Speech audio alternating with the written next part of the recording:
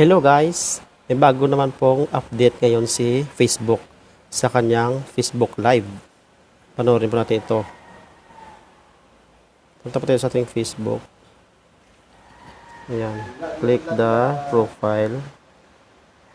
Punta tayo sa live. Ayan. Ayan guys. Sa live, makikita po natin dito itong nakapin dito sa gilid. Ito yung sticker. Ayan. Dahil maaari tayong maglagay ng ating mga picture or mga dyan na pwede nating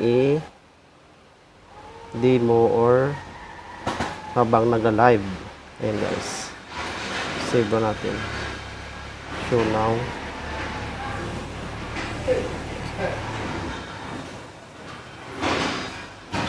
Habang live, yan, makikita natin dyan sa tapat natin screen.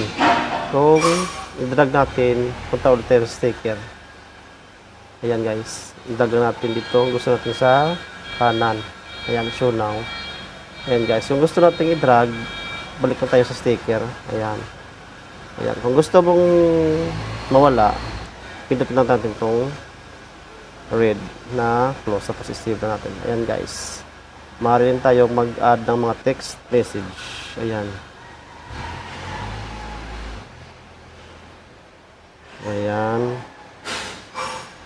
Ayan. Maaari rin nating ayan, show now. Ayan.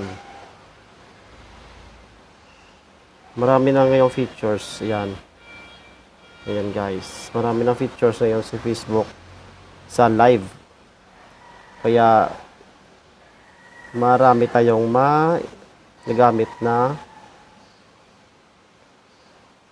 mga paraan para makapag-vlog tayo guys. See you guys.